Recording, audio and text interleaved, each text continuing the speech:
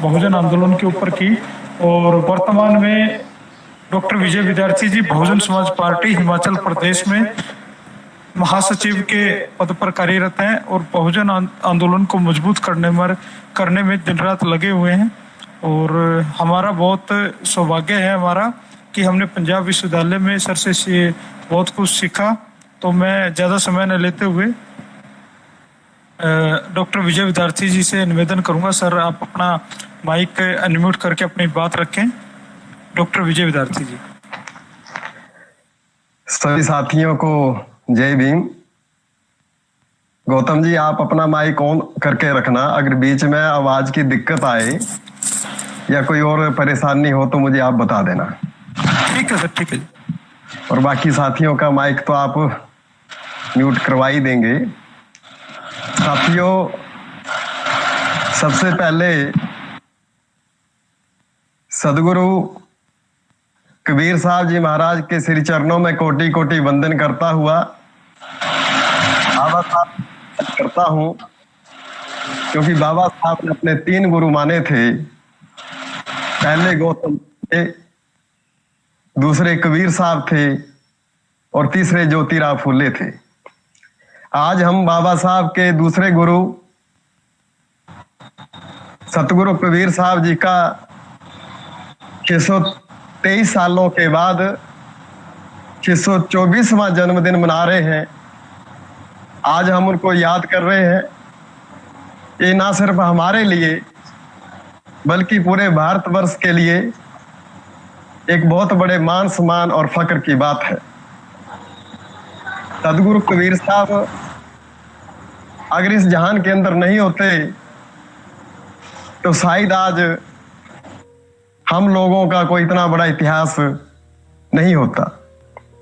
और जो बहुत बड़े मसीहा हमें भारतवर्ष में मिले, बाबा साहब बी आर अम्बेडकर, बाबा साहब नहीं बनते अगर बाबा साहब का परिवार कबीरपंथी नहीं होता, अगर बाबा साहब का परिवार सत्यशोधक समाज से नहीं जुड़ा होता, अगर बाबा साहब का परिवार गौतम बुद्ध की विचारधारा को नहीं मान रहा होता, तो शायद हम बाबा साहब जैसे रहनुमा से, रहबर से, मसीहा से वंचित रहते।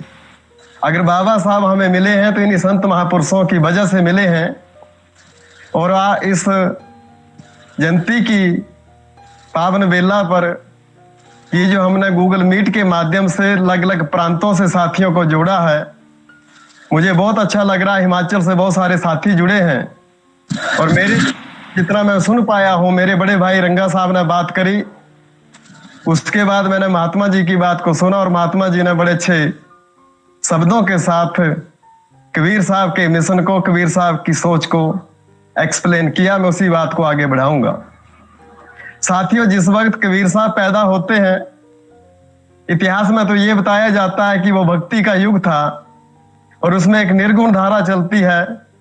उस धारा में नामदेव, सतगुरु रविदास जी महाराज, कबीर साहब, दादू दयाल जैसे कई संत महापुरुष आते हैं, मीरा से लेकर नानक तक। और उस धारा को अगर हम देखते हैं तो उसमें 70% जो संत महापुरुष हैं वो दबे कुचले SC ST OBC के समाज के हैं। वो शक्ति की बात कर रहे थे, ना कि भक्ति की बात कर रहे थे। वो मुक्ति की बात कर रहे थे। वो मुक्ति किस चीज से चाह रहे थे? वो जातिवाद से मुक्ति चाहते थे या डंबरों से मुक्ति चाहते थे? और शक्ति क्या लेना चाह रहे थे? वो भी अपने हक हकूक की बात करते, ताकि उनको भी बराबरी का हिस्सा मिले। और क्यों मिले? कबीर साहब जब काशी बनारस के अंदर पैदा हुए और उन्होंने अपने समाज के लोगों की हालत देखी, तो अपनी वाणी में कबीर जी ने लिखा है, कबीरा मेरी जात को हर कोई हंसने हार, कि मैं उस जात के अंदर पैदा हुआ हूं जिसका लोग मखौल उड़ाते हैं, जिसका लोग मजाक उड़ाते हैं। जब हम सतगुरु रविदास जी महाराज को पढ़ते हैं तो वो भी कहते हैं कि दारिद्र देख सब कोई हंसे, ऐसी दशा हमारी, कि हमारी दरिद्रता को, हमारी गरीबी को, हमारी लाचारी को देख के सारे लोग हंसते हैं, हमारी ऐसी दशा है। और हालांकि उस जमाने में भी और हालत कोई बहुत ज्यादा अच्छी आज भी नहीं है। कबीर साहब अपनी वाणी में फिर लिखते हैं कि मंगना मरना एक बराबर मत कोई मांगे भीख, मांगने से तो मरना भला ये सतगुरु की सीख। हम हाथ फुला उस वक्त भी मांग रहे थे और हाथ फुला फुला कर हम आज भी मांग रहे हैं, चाहे वो नौकरियों की सिफारिश की बात हो, चाहे वो तबादलों की बात हो, चाहे छोटे छोटे लालचों की बात हो, या फिर हम दूसरी पार्टियों के पास जाकर अपने लिए टिकट मांगे या कोई दूसरी चीज मांगे। हम मांगने वाले समाज के लोग, लेकिन हमारे महापुरुषों की सोच ये थी कि हम देने वाले बने, हम दाता बने। ऐसी सोच कबीर साहब से पहले चली। और ये सोच कहां से चलती है? क्रांति और प्रतिक्रांति, रेवोल्यूशन एंड काउंटर रेवोल्यूशन जो बाबा साहब लिख के जाते हैं, वो समझाते हैं हमें, शुरू से ये चीज चल रही है। आप रामायण देखते हैं, महाभारत जैसे सीरियल देखते हैं या दूसरे सीरियल जो आप टीवी में देखते हैं, इसमें क्या आता है? सूर और असुर संग्राम होता है, दैत्य और राक्षस का संग्राम होता है। हमारे महापुरुषों को दैत्य गुरु शुक्राचार्य कहा जाता है। कौन थे दैत्य गुरु शुक्राचार्य? महाबली जो हमारे योद्धा हुए उनके गुरु थे, वो दैत्य गुरु उनको कहा जाता है। और वहां से वो चलती है मूवमेंट। गौतम बुद्ध से होते हुए गौतम बुद्ध सारे लोगों को अपने संग में स्थान देते हैं, सबको साथ लेकर अपने धम्म में एक जगह देते हैं, बिना किसी जात पात के, बिना किसी ऊंच नीच के भेदभाव को लेकर सारे साथियों को बीच में अपने साथ लेकर चलते हैं। तब जाके पूरे विश्व में हमारा बौद्ध धर्म जो है, बौद्ध धर्म जो है वो फैलता है।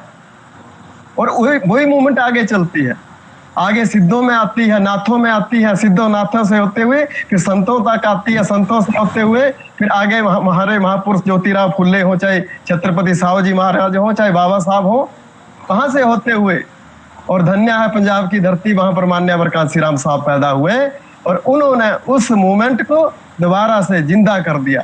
जिस इतिहास को दफन कर दिया गया था, उस इतिहास को अगर दोबारा से सर्जित किया है, दोबारा से जीवित किया है, दोबारा से जिंदा किया है, तो वो मान्यवर साहब कांसीराम जी निकले। अगर मान्यवर साहब कांसीराम जी नहीं होते तो ना तो हम रविदास महाराज की जयंती मना रहे होते, ना हम कबीर साहब की जयंती मना रहे होते, ना हम बाबा साहब अम्बेडकर की जयंती मना रहे होते, ना हम बड़े बड़े मंचों पर नेता बनकर भाषण दे रहे होते। ये सब उनकी देन थी और उस मूवमेंट को आगे लेकर चलते हैं। और कबीर साहब ऐसे नहीं बने। उन्होंने जब समाज की हालत देखी, उस समाज की हालत को देखने के बाद उनको जब बोध हुआ और जब वो बुद्धत्व की प्राप्ति करते हैं, जब उनको ज्ञान की प्राप्ति होती है, और वो अपनी वाणी में लिखते हैं, हम भी पहन पूजते ढोते बन के बोझ, सतगुरु की कृपा भई डारिया सिर तो बोझ। कि हम भी लोगों की तरह उसी लीक में चले होते, लकीर के फकीर बने होते, लेकिन हमें सतगुरु मिला, हमें ज्ञान का सागर मिले। हमारे महापुरुषों ने जब हमें बताया तो हम उस चीज से हट गए, हमने अपना इतिहास जान लिया। जो बुद्ध कहते हैं अत दीपो भव, जब हमें अपना ज्ञान हो गया, अपने इतिहास का ज्ञान हो गया, जब हमें सत्य का बोध हो गया, तो हम बुद्धत्व की प्राप्ति कर लेते हैं। फिर हम अपनी बात करते हैं। फिर कबीर साहब कहते हैं हम दूसरों का जो बोझा है, दूसरों की जो गठड़ी है, उसको उतार के फेंक देते हैं। और फिर क्या करते हैं? फिर वो खुद जागरूक हो जाते हैं, वो फिर दूसरों को जगाने का काम करते हैं। और हमारे जितने संत महापुरुष हुए हैं, चाहे बाबा साहब हो, चाहे दूसरे लोग हो, कबीर साहब कहते अनगढ़ का डंका बाजे। हम अनगढ़ लोग थे, हमें दूसरों ने नहीं गढ़ा, हमने अपने आप को अपने तरीके से अपने आप गढ़ा है। चाहे मान्यवर कांसीराम साहब रहे हो, चाहे बाबा साहब रहे हो, चाहे हमारे संत महापुरुष रहे हो। कबीर साहब अपनी वाणी में खुद लिखते हैं कि मेरे को ज्ञान कहां से मिला, मैंने किसको गुरु पाया। कहे कबीर मैं सो गुरु पाया, जाका नाम विवेको। मैंने उसको गुरु बनाया है जिसका नाम विवेक है। विवेक क्या है? विवेक साइंटिफिक आइडियोलॉजी है।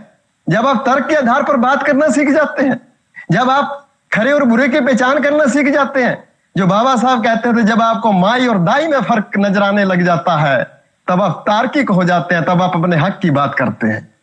और उस परंपरा को आगे बढ़ा रही थी। और कौन सी परंपरा थी वो? दो तरह की विचारधारा चली है इस भारत के अंदर।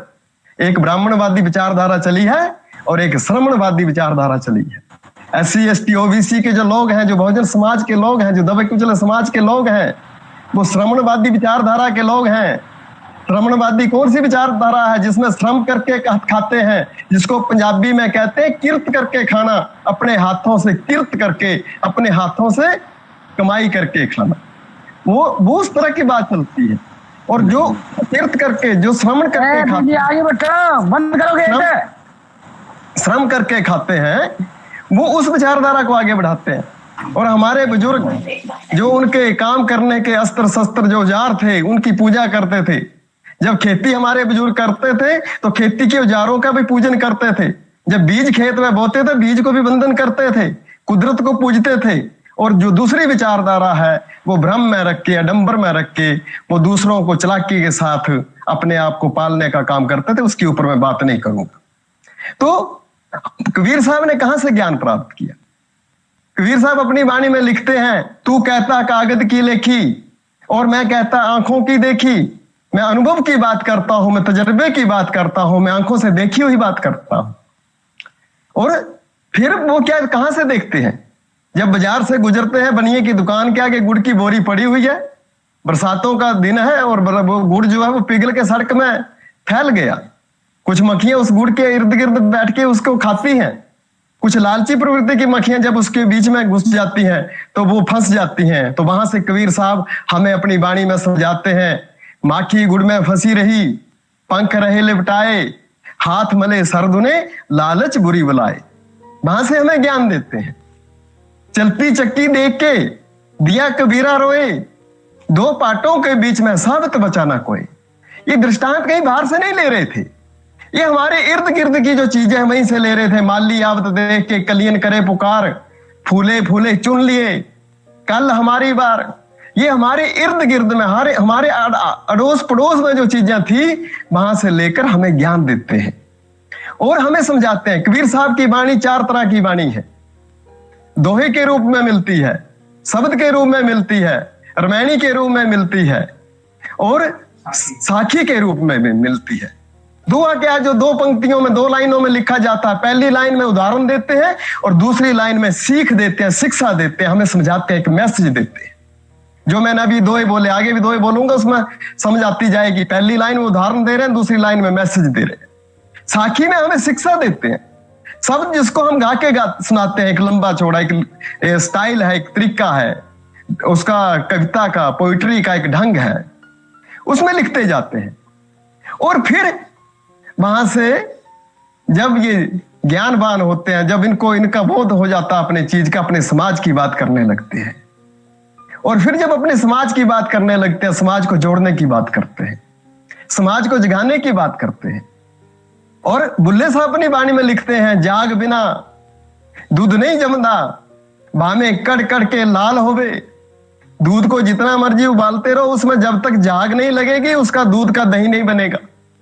जाग लगानी पड़ेगी। जो मान्यवर साहब कांसीराम जी कहा करते थे कि लोगों को, कैडर की लोगों को मिशन की जाग लगानी पड़ेगी, तब जाकर उनको मिशन के बारे में उसको जानने की जिज्ञासा पैदा होगी। सोए हुए को जगाना पड़ेगा। साहब तो बहुत अच्छा समझाते थे कि सोए हुए को जगाओ, जो मुर्दा है उसको जगाने की जरूरत नहीं है। और मुर्दा लोग कभी मिशन नहीं चलाते और जिंदा लोग के मिशन को मरने नहीं देते। ये बात हमें मान्यवर कहकर गए थे। और जाग लगाए, जो समाज को जोड़ने का काम किया, समाज को जगाने का काम किया, समाज को साथ लेकर चलने का काम किया और हक हकूक की बात करी, बराबरी की बात करी। और हक हकूक की बात सारे संतों ने करी है। नामदेव दर्जी हुए और उन्होंने अपनी वाणी में लिखा कि हस्त खेलत तेरे देहरे आया, भक्त करत नामा पकड़ उठाया, हिंदड़ी जात मेरी जानतम राया, छिंबे के घर मैं काहे को आया। मैं तो हंसता खेलता चला गया था तुम्हारे देरे में, तुम्हारे दिवाले में, लेकिन तुम लोगों ने मेरी जात की वजह से मुझे धक्के मार के बाहर फेंक दिया। जब चोट लगती है तब नामदेव संत नामदेव हो जाते हैं। जब चोट लगती है, जब बाबा साहब को धक्के मार दिए जाते हैं, एक घर के बारिश में जब घर के छत के आगे खड़े होते हैं और वहां से धक्का मार दिया जाता है, बैलगाड़ी से धक्का मार दिया जाता है, तो चोट लगती है, स्वाभिमान जागता है और फिर अपने समाज को जगाने का काम करते हैं। और वही बात करते रहे और लिखते हैं अपनी वाणी में कि हम कौन हैं, हमारा क्या सिस्टम है। हिंदू कहूं तो मैं नहीं, मुसलमान भी नहीं, और 5 तत्व का पुतला गैबी खेले मार कि हम 5 तत्वों के पुतले हैं। 5 तत्वों की बात सबसे पहले अगर करी है तथागत गौतम बुद्ध ने करी है। हम 5 तत्व से पैदा हुए, 5 तत्व में ही समा जाएंगे। और वही बात करते जाते हैं। कबीर साहब बहुत खोल के समझाते हैं, ब्राह्मण गुरु है जगत का, संतन का गुरु नाही, उलझ पुलझ के मरी मुआ, चारों वेदों माही। हम अनगढ़ हैं, संतों का गुरु नहीं हो सकता है। और संतों का गुरु क्या है? संतों का गुरु ज्ञान है, अत दीपो भव है। कबीर साहब लिखते अपनी वाणी में, देखो जल में मीन प्यासी, मोहे देख देख आबे हंसी, आत्म ज्ञान बिना नर भटके, क्या मथुरा क्या काशी। ये आत्म ज्ञान जगाने की बात है, ये अपने को समझाने की बात है। बाबा साहब भी कहते थे, मान्यवर भी कहते थे कि किसी के प्रति आस्था रखना अच्छी बात है, किसी का भक्त होना और भी अच्छी बात है, किसी के बारे में विश्वास कर लेना वो भी अच्छी बात है, लेकिन किसी का अंधभक्त होना, अंधश्रद्धा होना, अंधविश्वास करना कहीं ना कहीं आपके लिए खतरा है और उससे निकलना है। और कबीर साहब तो अपनी वाणी में खोल के समझाते हैं, हमें बार बार समझाते हैं कि कबीरा कहे ये जग अंधा, ये जग अंधा है, इनको दिखाई नहीं देता। सारा जग अंधा, ये सारा जग अंधा है, अंधा भैया सब डोले, कोई न करे विचार, कहा हमारा माने नहीं, कैसे कैसे छूटे पार। कबीर साहब लिखते हैं कि अंधा भैया सब डोले, कोई न करे विचार, कहा हमारा माने नहीं, तो कैसे छूटे पार। जब हम अपने महापुरुषों का कहना नहीं मानेंगे, जब हम अपने संतों महापुरुषों गुरुओं की बात नहीं मानेंगे, तो हम पार कैसे छूटेंगे। और पार छूटने का क्या रास्ता है। और खोल के बिल्कुल निडर होके समझाते हैं, अनजाने को स्वर्ग नरक है, हर जाने को नाही। हर का मतलब होता है सेल्फ, अपने आप को जब जान लिया, know thyself, self realisation is God realisation, जो क्रिश्चियन कहते हैं कि जो अपने आप को जानना, जो दीपो भव है, जब अपने को जान लेंगे तो दूसरों को जान लेंगे। कि अनजाने को स्वर्ग नरक है, हर जाने को नाही, और जिस डर से सब लोग डरते हैं वो डर हमरे नाही। अनजान लोगों को भय दिखाया जाता है, लो गंगा जल की कसम उठा लो इस पत्थर के ऊपर हाथ धर लो। जो जानकार लोग हैं, जिनको जानकारी है, वो नहीं डरते इस डर से। रविदास महाराज भी नहीं डर रहे हैं इन सारी चीजों से। आरा पार के दानियां लिख ले आर पताल, मोहे जम दंड फांस ना लागी, मैंने तज ले सर्व जंजाल, मैं इन सारे जंजालों से ऊपर उठ गया हूं। और ये बात बार बार हमें समझाते हैं।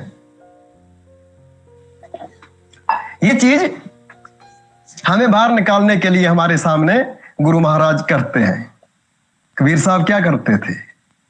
कबीर साहब शिक्षा की बात करते थे, कबीर साहब संगठन की बात करते थे, कबीर साहब समाज की बात करते थे, कबीर साहब जाग की बात करते थे, और कबीर साहब राज की बात करते थे। समाज जाग, जाग माने जगाना, और जब जाग जाएंगे फिर हम राज की तरफ बढ़ेंगे। और कैसे करते थे? उदाहरण दे दे के समझाते हैं। लोहे के कन खान से निकले रेत समान, आपस में जब संगठित हो तो थामे बोझ महान। लोहा जब खानों से निकलता तो रेत की भांति छोटे छोटे कणों में निकलता है, लेकिन जब आपस में वो कण संगठित हो जाते हैं, जो भट्टियों में ताप के निकलते हैं, तो बड़े से बड़ा बोझ उठाने का मादा रखते हैं। इस तरह से मेरे समाज के लोगों संगठित हो जाओ, कणों कणों में बटे हुए समाज के लोगों, तुम बड़े से बड़ा बोझ उठाने के काबिल हो जाओगे। यही तो बात हमें रविदास महाराज समझाते रहे। तुम अखतूल सफेद स्पियल बापुरे जस कीरा, सत्संगत मिल रही है माधो जैसे मधुप मखीरा। मधुमक्खियों की भांति इकट्ठे हो जाओ, एक नेता एक नीति के साथ। हमारे बुजुर्ग तो ये कहते रहे, लेकिन हमारे समाज के जो छुट भैया लोग हैं, हमारे समाज के जो छुट भैया नेता हैं, वो क्या कहते हैं? समाज की बात तो करनी है, धर्म की बात तो करनी है, लेकिन राजनीति नहीं करनी है। कबीर साहब राजनीति नहीं करते।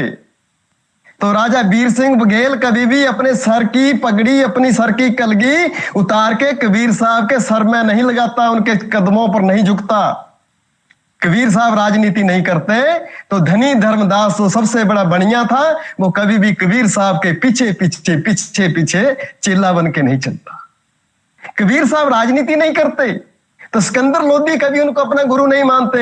और कबीर साहब अगर राजनीति नहीं करते तो बल्ख बुखारे के बादशाह कभी उनके चरणों में आके मत्था नहीं टेकते।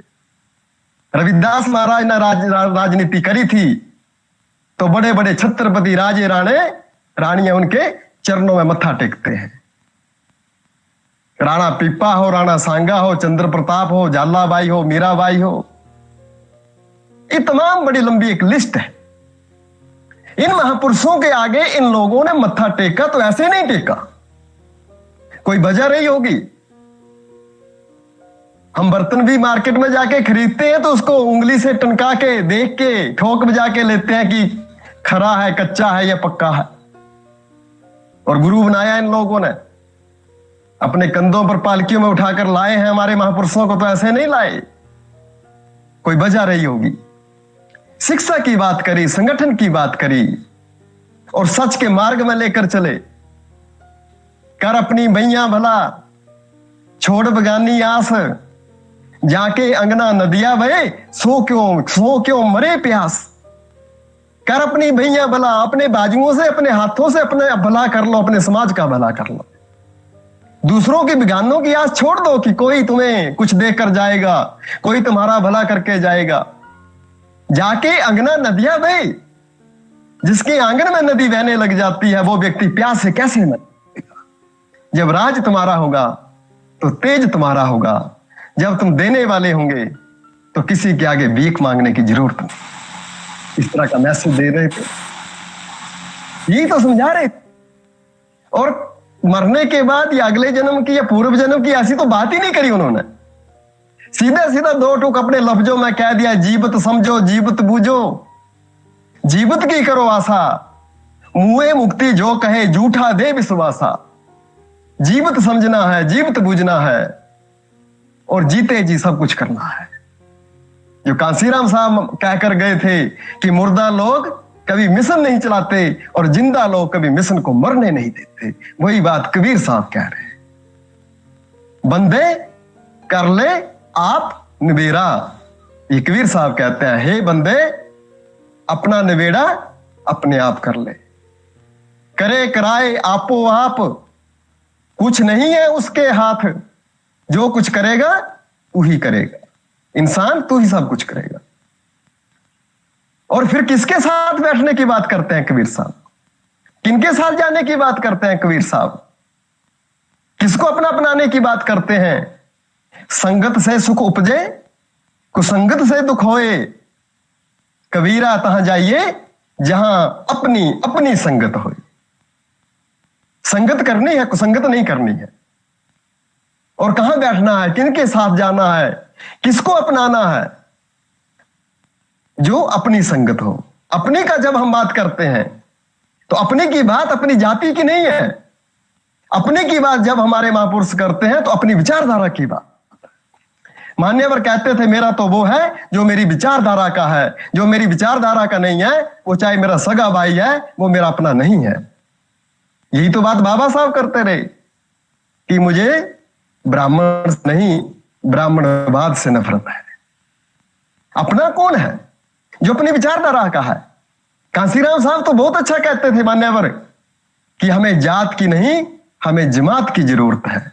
जो हमारी जमात का आदमी है, जो हमारी आइडियोलॉजी विचारधारा का आदमी है, हमें उसकी जरूरत है।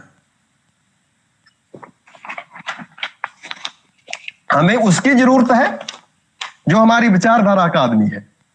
हम उसको साथ लेकर चलेंगे, और उसमें कोई भी हो सकता है। कबीर साहब के चेले कौन हुए, और आज कौन है जो कबीर पंथ के बड़े बड़े मठाधीश बने हैं। चाहे जम्मू में बहुत बड़ा मठ हो, चाहे एमपी में हो, यूपी में हो, सर्वे करके देख लेना, 90% मठाधीश जर्नल कास्ट के, जर्नल समाज के लोग हैं, SC ST OBC के नहीं है। और जिस समाज के अंदर, जिस जात के अंदर गुरुजी पैदा हुए, उसके तो बिल्कुल नाम मात्र के होंगे। और उस वक्त भी वही लोग चले हैं। सतगुरु रविदास महाराज के साथ कौन लोग चले हैं?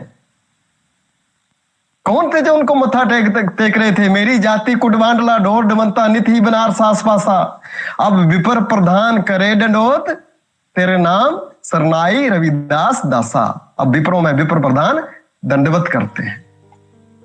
तो ये सारी बातें कर रहे थे और फिर लोगों को समझा रहे थे कि जागो भाई, आंखें खोल के चलो, जाना नहीं, बूझा नहीं, समझ किया नहीं गौन, अंधे को अंधा मिला, राह बतावे कौन। जाना नहीं, किसी को बूझा नहीं और यूं ही पीछे पीछे लग गए। तो कबीर साहब कहते ये तो वो हालत हो गई कि अंधे को अंधा मिल गया और फिर तुम्हें राह, कोई मार्ग कौन बताएगा। जाना तो हम दिल्ली जाते हैं, लेकिन ट्रेन हम अमृतसर की पकड़ लेते हैं, ट्रेन हम हिमाचल की पकड़ लेते हैं, ट्रेन हम बिहार की पकड़ लेते हैं, तो दिल्ली कैसे जाएंगे? दिल्ली तो तब जाएंगे जब हम दिल्ली की गाड़ी में बैठेंगे। और फिर इस समाज के लिए जब वो बहुत कुछ करते हैं, अपनी वाणी में लिखते हैं, कुछ बनाऊं पैर पकड़, कुछ बनाऊं रोए, कईयों के मैं पैर पकड़ता हूं, कईयों के आगे मैं रोता हूं, कि तुम जागो भाई। और एक चीज बड़ी गौर करने वाली है, जिस महापुरुष के चेले बड़े बड़े राजे हो, उस महापुरुष को क्या दुख हो सकता है? कबीर साहब को, रविदास महाराज को, बाबा साहब को अपना कोई दुख नहीं था। अगर उनको दुख था तो इस समाज का था, इस बहुजन समाज की जो दशा थी उसका दुख था। और क्या दुख था? सुखिया सब संसार है, खावे और सोवे, और दुखिया दास कबीर है, जागे और रोवे। इस वक्त लोग अपने घर में बैठ के टीवी देख रहे होंगे, लेकिन इस वक्त बहुत सारे प्रांतों के लोग यहां बैठ के गूगल मीट कर रहे हैं। क्यों कर रहे हैं भाई? कोई दुख है तभी कर रहे हैं। जो सुखी लोग हैं वो तो अपने घरों में बैठ के आराम कर रहे हैं, और जिनको समाज का दुख है, समाज की पीड़ा है, वो लोग जागे हुए लोग हैं। मान्यवर बहुत अच्छी कहानी सुनाते थे। देश आजाद हो रहा था, अंग्रेज भारत को छोड़ के जाने वाले थे। रात के समय कुछ पत्रकार आए, सबसे पहले गांधी के घर जाते हैं, नॉक करते हैं दरवाजे पर, अंदर से आवाज आती है गांधी जी सो रहे हैं, सवेरे आना। फिर वो बहुत बड़े नेता थे उस जमाने में, जिन्ना, मोहम्मद अली जिन्ना के घर जाते हैं, वहां नॉक करते हैं, अंदर से आवाज आती है जिन्ना साहब सो रहे हैं, कल आना। उसके बाद उनको ख्याल आता है कि एक बहुत बड़े दलितों के नेता हैं, मसीहा हैं, चलो उनके पास चलते हैं, वहां जाके देखते हैं। जब बाबा साहब की कोठी पर आते हैं, नॉक करते हैं, तो अंदर से आवाज आती है, दरवाजा खुला है, कम इनसाइड, अंदर चले आओ। पत्रकार जब अंदर जाते हैं तो अंदर जाते ही एक पहला सवाल पूछते हैं बाबा साहब से कि बाबा साहब, सबसे पहले हम गांधी के घर गए तो वो तो सो रहे थे, उसके बाद हम जिन्ना के घर गए, वो भी सो रहे थे, हम लास्ट में 11:30-12 बजे मिडनाइट आपके पास आए हैं, और हैरानी की बात है आप जाग रहे हैं। तो बाबा साहब ने बड़ा अच्छा जवाब दिया था, जिसको मान्यवर बार बार रिपीट करते थे अपने कैडरों में, अपने भाषणों में, और जिसको हम भी रिपीट करते हैं कि जिनका समाज जागता होता है उनका नेता आराम से सोता है, और जिनका समाज सोया होता है उनका नेता रात को जागता है और रोता है। सुखिया सब संसार है, खावे और सोवे, दुखिया दास कबीर है, जागे और रोवे। बाबा साहब भी रोते रहे, कांसीराम साहब भी रोते रहे, कबीर साहब भी रोते रहे। हम जिनको साहब कहते हैं, चाहे फूले साहब हो, चाहे कबीर साहब हो, वो सारे दुखी रहे इस समाज को लेकर। इस समाज की हालत क्या है? मकतूल है, मकतूल, सफेद, स्पियल, माने तीक्ष्ण बुद्धि भी है, हट्टे कट्टे भी हैं, तीक्ष्ण दिमाग भी है, तेज दिमाग भी है, सोने सुनखे भी हैं। परे जसकीरा हालत कीड़े मकोड़ों की बनती है, जो आता है तुम्हें रोंद के चला जाता है। क्यों? क्योंकि तुम इकट्ठे नहीं है, ये हमारे महापुरुष अपनी वाणी में कहते हैं। और इससे निकलने का एक ही रास्ता है, एक नेता एक नीति, सत्संगत मिल रही है माधो जैसे मधुप मखीरा। मधुमक्खियों के छत्ते की भांति एक नेता और एक नीति के साथ रहना सीखो। मैं रोबा इस जगत को, मोको रोबे ना कोई, मोको रोबे सो जना जो शब्द विवेकी होए। ये कबीर साहब की वाणी है कि मैं समाज को रोता हूं लेकिन मेरे लिए कोई नहीं रोता। मेरे लिए तो वो रोता है जो मेरे कैडर का, मेरी विचारधारा का, मेरे शब्द विवेक का है, वो मेरे लिए मेरे साथ चलता है। और बहुत खोल के समझाया उन्होंने, अपनी जात के लोगों को मित्र दोस्त भी नहीं बताया उन्होंने। कौन है दोस्त उनके? बिरले बिरले बिरले दोस्त कबीर के, बहुत बहुत नहीं है। अपनी वाणी में वो लिखते कि बहुत नहीं है, बहुत कम लोग हैं जो मेरे दोस्त हैं। रविदास महाराज भी यही कहते हैं, कहे रविदास खलास चमारा जो हम सैरी सो मीत हमारा, कि मेरा मित्र वो है जिसकी रहनी सहनी सोच उठना बैठना मेरे जैसा है, जो जमात का है। और इस कैडर के साथ, इस विचारधारा के साथ कौन लोग जुड़ेंगे? जिनको समाज की पीड़ा होगी। चुंबक लोहे प्रीत है, लोहा लेत उठाए, कि चुंबक अपने आप लोहे को उठा लेती है और तब जाके बात बनेगी। ऐसे नहीं है कि वस्तु कहीं और ढूंढे कहीं, किस विद आवे हाथ, वस्तु तो तब मिले जब भेदी भेदी लीजिए साथ। ऐसे नहीं हो जाएगा कि हम ऐसे दाएं बाएं भटकते रहें और ऐसे हो जाएगा। आज हम देख रहे थे, बड़े बड़े प्रोग्राम हो रहे थे, लोग जयकारा लगा रहे थे, कबीर साहब की जय। हम और महापुरुषों की भी जय करते हैं। जय का मतलब क्या होता है? जयकारे का मतलब क्या होता है? जय का मतलब होता है जीत। जय का मतलब होता है विक्ट्री, विनर। आपने कौन सा किला फतेह कर लिया? खंड खंड कहने से मुंह मीठा नहीं होता। कबीर साहब कहते हैं, धन धन कहे जो धनिक होवे, निर्धन रहे ना कोई। धन धन कहने से अगर धनी हो जाए तो निर्धन कोई नहीं रहेगा, और खंड खंड कहने से मुंह मीठा हो जाए तो मुंह में खंड खाने की जरूरत नहीं। खाली जय जयकार करने से जय जयकार नहीं होगी। जय जयकार तो तब होगी जब हम उनके बताए हुए मार्ग पर चलेंगे और उस अधूरे काम को पूरा करेंगे, उनके सपनों को साकार करेंगे, तब जाके जय जयकार होगी। जो बाबा साहब कह के गए थे कि मैं इस कारवां को बड़ी मुश्किल से, बड़े दुख तकलीफों को सहता हुआ यहां तक लेकर आया हूं, हो सके तो इस कारवां को आगे लेकर जाना, और आगे ना ले जा पाए तो इस कारवां को पीछे मत हटने देना, इसको यहीं पर छोड़ देना। ये सोच थी हमारे महापुरुषों की, और इस सोच के ऊपर उन्होंने पैरा दिया। और इसी उन्होंने कहा, भाई रे बहुत बहुत क्या कहिए, कोई बिरले दोस्त हमारे, कि बहुत नहीं है मेरे पास, मेरी विचारधारा को मानने वाले बहुत नहीं है। बिरले दोस्त हमारे, मेरी विचारधारा पर चलने वाले मेरे दोस्त, मेरे मीत, मेरे सखा बहुत कम है। ये कबीर साहब कहते हैं, ये रविदास महाराज कहते हैं। आज हम रिजल्ट देखते हैं, वोट हम दूसरी पार्टियों को करते हैं और टीवी में रिजल्ट हम अपनी पार्टी का देख रहे होते हैं कि हमारी पार्टी की कितनी सीटें आई। सीटें तो तब आएंगी जब हम उसमें वोट कास्ट करेंगे। ये कैसे करना है? ये कैसे हमने उस लाइन में लेकर आना है? और क्या है, लोग क्यों नहीं जुड़ते इस विचारधारा के साथ? क्यों लोग क्यों पीछे हट जाते हैं? लोगों के मन में भय है, डर बैठा है, और इस डर से जो व्यक्ति निकल जाता है वो व्यक्ति महान हो जाता है। सबसे बड़ा डर इस जीवन में याद रखना मौत का होता है। बड़े बड़े शेर, बड़े बड़े राजा, जब उनको मौत का भय दिखाया जाता है तो इशारे पर नाचने लग जाते हैं। बाबा साहब कहते थे, शिक्षा शेरनी का दूध है, जो पिएगा वो दहाड़ेगा नहीं तो कम से कम गुराएगा जरूर। शेर तो बहुत पैदा हुए समाज के अंदर। शिक्षा लेकर, शिक्षा रूपी शेरनी से बहुत ज्यादा शेर पैदा हुए, लेकिन वो सर्कस के शेर बन गए, सर्कस में काम करने लग गए, वो अपने रिंग मास्टर के इशारे पर नाचने लग गए, और ये दुख की बात है। हमें क्या चाहिए? हमें अपना दुख नहीं है, जो कबीर साहब कहते हैं, जो बाबा साहब कहते हैं। बाबा साहब क्या थे? अपना दुख थोड़ी था उनको। अंग्रेजों की सरकार में वो लेबर मिनिस्टर बनते हैं, और देश जब आजाद होता है तो देश के पहले लॉ मिनिस्टर बनते हैं, कैबिनेट रैंक के मंत्री। जो व्यक्ति रहा हो स्टार्टिंग से, उसको आदमी को क्या दुख हो सकता है?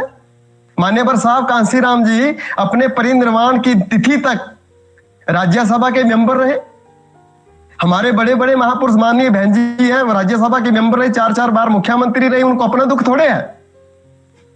दुख है तो इस समाज का है। और मौत का जो भय है, जो व्यक्ति मौत के भय को दिमाग से निकाल देता है, याद रखना वो कहीं नहीं बिकता। छोटे छोटे लालचों में चाहते तो मान्यवर बिक सकते थे, छोटे छोटे लालचों में चाहते तो बाबा साहब बिक सकते थे। छोटे छोटे लालचों में जो लोग बिके हैं उनका कोई इतिहास नहीं है, और जो लोग अपनी विचारधारा पर पहरा देते रहे हैं, जो खड़े रहे हैं, उन लोगों को आज दुनिया सल्यूट करती है, याद करती है।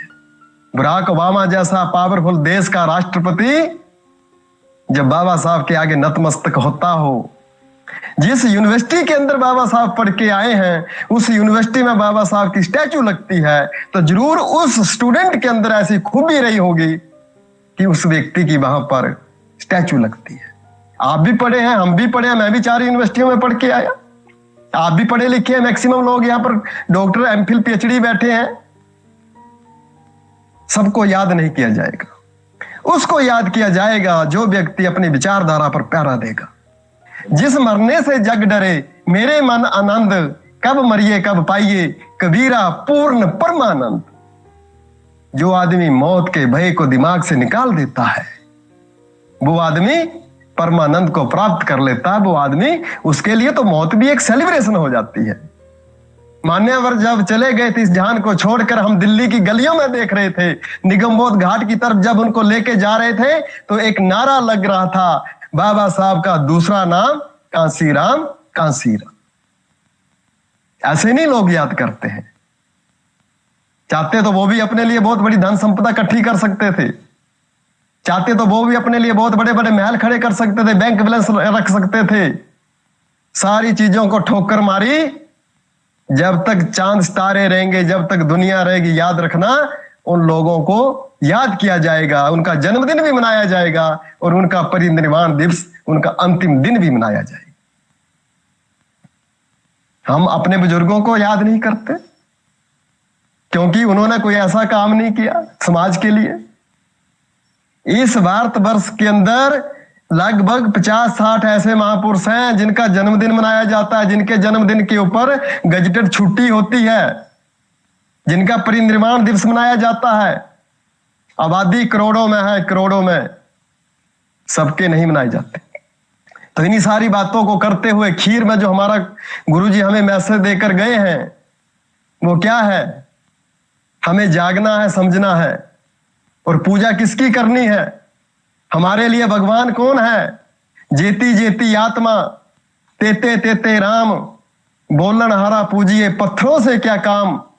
मुसलमान मस्जिद पूजे, हिंदू पत्थर पानी, मात पिता को कोई ना पूजे जिनकी असल निशानी। अगर पूजने के काबिल कोई है तो हमारे माता पिता है, जिन्होंने दुख तकलीफों को सहते हुए हमें बड़ा किया, हमारा पालन पोषण किया, हमें बड़ी बड़ी यूनिवर्सिटियों में पढ़ाया, तंगी झेलते हुए, गरीबी झेलते हुए।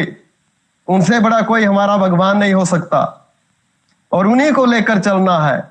कबीरा कुआं एक है, पानी भरे अनेक, भांडे में ही भेद है, पानी पानी सब में एक। और हमें क्या करना है?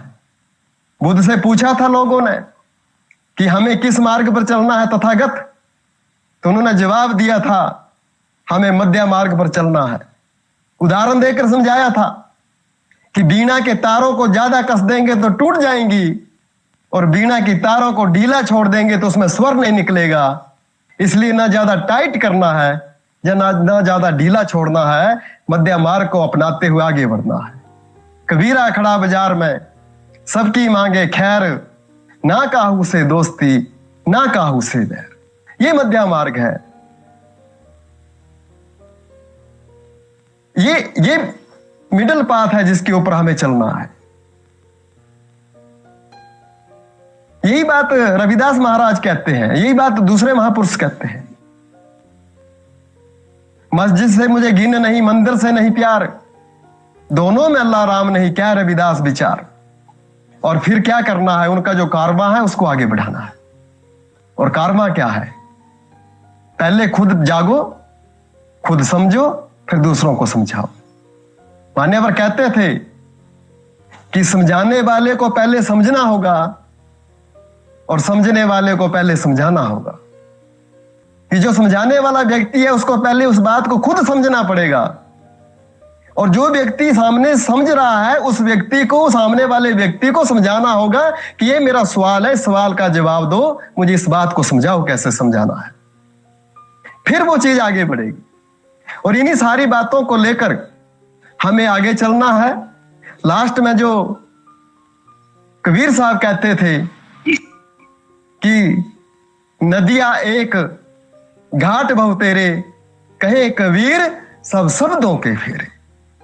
नदी एक है, घाट बहुत बहुत सारे हैं, कहे कबीर सब शब्दों के फेरे। चाहे गौतम बुद्ध कह रहे हो, चाहे फूले साहब कह रहे हो, चाहे कबीर साहब कह रहे हो, चाहे बाबा साहब कह रहे हो, चाहे मान्यवर कांसीराम साहब कह रहे हो, नदियां एक है और घाट बहु तेरे हैं। चाहे विजय विद्यार्थी कह रहा हो, चाहे अनिल रंगा जी कह रहे हो, चाहे महात्मा जी कह रहे हो, चाहे गौतम भौरिया जी कह रहे हो, चाहे और तमाम साथी जो अलग अलग माध्यम से हमें समझाते हैं, सबका टारगेट एक है। और टारगेट क्या है, जाओ अपने घरों की दीवारों में लिख दो, हम इस देश के शासक हैं। बातों से शासक नहीं बनेंगे। मैं बार बार कहता हूं, बस में कोई बैठा हो व्यक्ति और तुम खड़े हो, तुम्हें कोई सीट नहीं छोड़ता। बस की सीट छोड़ने के लिए कोई व्यक्ति तुम्हारे लिए तैयार नहीं है, तो जिला परिषद की सीट, विधानसभा की सीट, राज्यसभा की सीट, लोकसभा की सीट, मुख्यमंत्री की सीट, प्रधानमंत्री की सीट कौन छोड़ेगा तुम्हारे लिए? कोई नहीं छोड़ेगा। खुद लड़ाई लड़नी पड़ेगी, जो लड़ाई छोड़ के गए हैं वो समझाना पड़ेगा। और बोल बाबा साहब जो बार बार कहते थे, मान्यवर कहते थे कि दाई और माई में फर्क समझो। जय भीम वो भी करते हैं जो सत्ता में बैठे हैं, जय भीम वो भी करते हैं जो विपक्ष में बैठे हैं, और जय भीम हम भी करते हैं, आप भी करते हैं, लेकिन फर्क है विचारधारा का। एक सत्या का मार्ग है जिस पर कबीर साहब चले, जिस पर बाबा साहब चले, जिस पर आप चल रहे हैं, जिस पर हम चल रहे हैं, और एक सत्ता का मार्ग है जिस सत्ता के मार्ग में सारे लोग उस बेड़े में बैठना चाहते हैं, क्योंकि छोटे छोटे लालचों में लोग फंसे हैं कि मेरे बेटे की नौकरी लग जाए, मेरे बेटे का फलाना काम बन जाए। हमें तो छोटे छोटे लालच देकर ठगा जाता है। आपका नरेगा का कार्ड बन जाएगा, आपका बीपीएल कार्ड बन जाएगा, आपका हेल्थ कार्ड बन जाएगा। हम क्या चाहते थे? कांसीराम साहब जब साउथ इंडिया में गए थे इलेक्शन के टाइम में, पत्रकारों ने पूछा था कि एक पार्टी कहती है हम 2 रुपए किलो चावल देंगे, दूसरी पार्टी कहती है हम 1 रुपए किलो चावल देंगे। मान्यवर साहब, अगर आपकी सरकार बन जाती है तो आप कितने रुपए किलो चावल देंगे? तो साहब ने कहा था मेरी सरकार अगर बनती है तो ना मैं 2 रुपए किलो चावल दूंगा, ना मैं 1 रुपए किलो चावल दूंगा। अगर मेरी सरकार बनती है तो मैं इस भारत वर्ष के लोगों को, जो टॉप क्लास बासमती उस जमाने में 50 रुपए किलो होती थी, तो कहते थे मैं इस देश को 50 रुपए किलो की बासमती खिलाने के काबिल बनाऊंगा।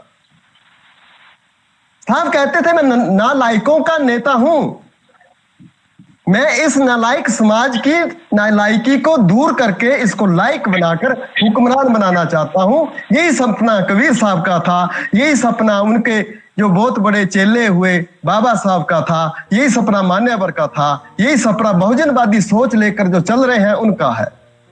बहुजनवादी सोच क्या है? लगभग 6743 जातियों में बांटे हुए लोगों को बहुजन से अल्पजन बनाया हुआ है। उस अल्पजन को इकट्ठा करके बहुजन समाज बनाएंगे और उस समाज को हक हकूक दिलाएंगे। चौथे वर्ण के बताए जाते हैं आप लोग, हम लोग SC ST OBC के लोग, चलो मान लेते हैं 1 मिनट के लिए, तो चौथा मुख्यमंत्री हमारा होना चाहिए, चौथा मंत्री हमारा होना चाहिए, चौथा पेट्रोल पंप हमारा होना चाहिए, चौथी दुकान हमारी होनी चाहिए, चौथा ठेकेदार हमारा होना चाहिए, चौथा IAS ऑफिसर हमारा होना चाहिए। कितने हैं? कितने लोग इस मीटिंग में बैठे हैं जिनके दारू के ठेके हैं? कितने लोग इस मीटिंग में बैठे हैं जो बहुत बड़े बड़े पुलों के, हाईवे के ठेकेदार हैं। कितने लोग यहाँ बैठे हैं जिनके बड़े बड़े गैस एजेंसी और पेट्रोल पंप हैं। हम तो छोटी छोटी ग्रुप डी की नौकरी में, क्लास 4 की नौकरी में खुश हो जाते हैं कि बहुत बड़ी तरक्की कर ली, बहुत बड़े हमने प्राप्ति कर ली। नहीं की है। तो इन सारी बातों को सुनता हुआ, इन सारी बातों को समझता हुआ, इन सारी बातों को मद्देनजर रखता हुआ आप लोगों से मैं इस उम्मीद के साथ, इस सपने के साथ रजा लेता हूं कि जो बाबा साहब का कारवां है, जो मान्यवर कांसीराम साहब का कारवां है, जो कबीर साहब की सोच है, उस पर पैरा देते हुए हमें आगे बढ़ना है और आगे बढ़ते हुए हमें उस चीज को प्राप्त करना है। अपने अपने लेवल पर संघर्ष करो, जितना कुछ आदमी कर सकता है उतना करे अपने अपने साधन से। हर व्यक्ति अपने सर्कल में 100 लोगों का, उसका सर्कल कम से कम रिश्तेदारों का होता है, उनको मोटिवेट करे, उनको बहुजन सोच के बारे में जागरूक करे, उनको अपने कैडर के बारे में समझाए। अपने अपने लेवल पर जीने में, मरने में, शादी में, विवाह में जहां भी बैठते हैं वहां पर अपनी बात करें।